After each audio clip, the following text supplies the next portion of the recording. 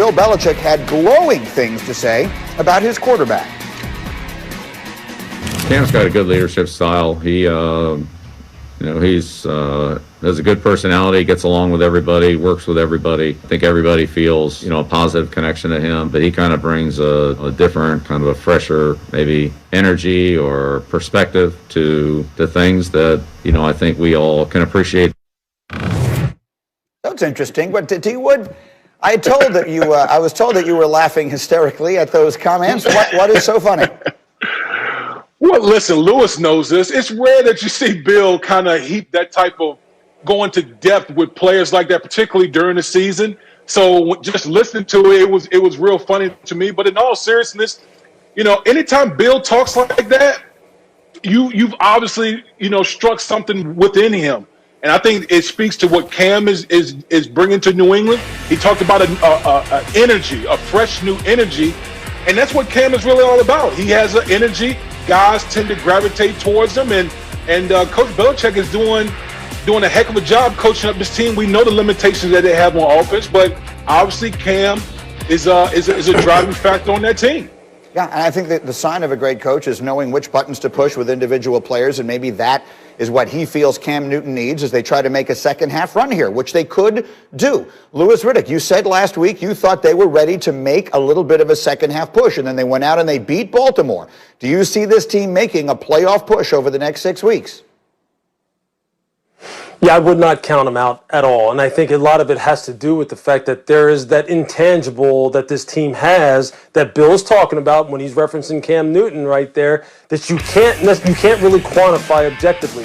You can't. And so I know it's easy to bang on this football team and go, well, just look at the weapons that they have out on the perimeter and look at the lack of weapons that they have at the tight end position that they historically have had. Look at all the deficiencies they have up front in the front seven, all the people who have opted out, they can't stop the run, etc. Well, what they did against Baltimore in adverse conditions up there in typical New England weather was vintage Patriots, vintage Bill Belichick, and I think it is all stemming from that energy that Cam has and that he brings, and I think he is laying to rest a lot of the preconceptions that people have about him as far as him being an I guy versus a team guy, because he has put that team on his back, and they seem to like it like that. And I would not count this team out in any way, shape, or form going down the pipe here. Again, you're talking as a guy who just had them 2 weeks ago on Monday Night Football, so you're sort of intimately familiar with the dynamics that are going on there. Shefty, what are you hearing coming out of Foxborough? Well, this is a situation where there's a Patriot team that usually gets better, and there are a lot of people that were doubting this team, getting on this team, criticizing this team. That usually is when this team rises up and does its best work. Now, look, this team still is missing weapons, but Jacoby Myers has developed into a playmaking wide receiver, and Damien Harris has developed into what looks like their number one back. And so they're slowly getting more and more contributions from people that ordinarily have not been a part of that offense. If I would have said to you at the beginning of the year that Cam Newton, Damien Harris, and Jacoby Myers would be the keys to this New England team making a charge, that might have surprised you some. Exactly right. And there they were at 2-5. And Julian Edelman may be coming back, right? At some point in time, not far away. Here they are with a chance to, in a game in which they are favored, to get themselves back to 500 as we get to Thanksgiving, and we'll see what they can put together. Meanwhile, it is time right now for Dominique and his, Shefty's got a call, could be big news. Hey. Meanwhile, Dominique and the unique perspective. Ready or not, tell him here I come. Ready or not, tell him here I come. Look at me, I'm handsome, fast, quick. Doesn't take much for me to, I'm modest, humble, Doesn't take much for me to be confident. Every week at this time, our man Dominique brings us his unique perspective. What do we have today, Mr. Foxworth?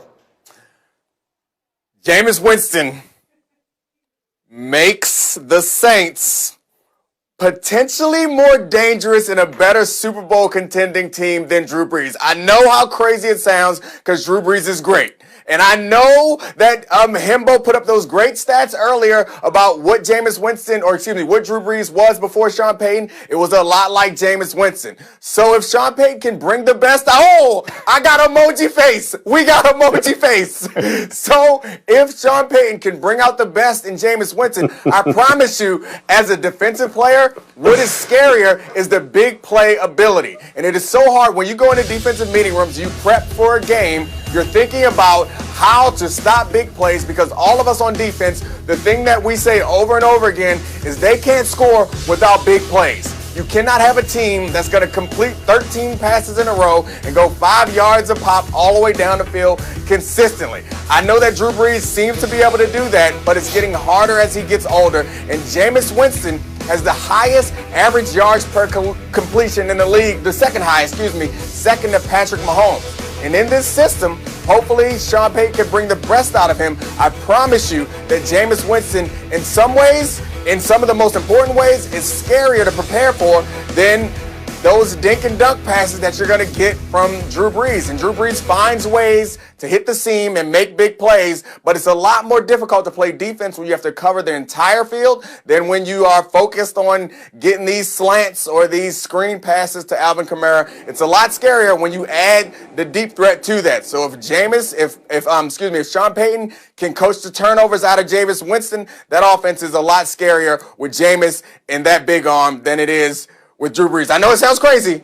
No, I mean, it doesn't sound crazy. It sounds like what we've been saying forever, which is if Jameis just stops throwing the ball to the other team, he'd be an unbelievably good quarterback. But that remains the enormous if in all of this. Lewis, I understand the point that he's making, but I couldn't help but notice the look on your face. What are your thoughts?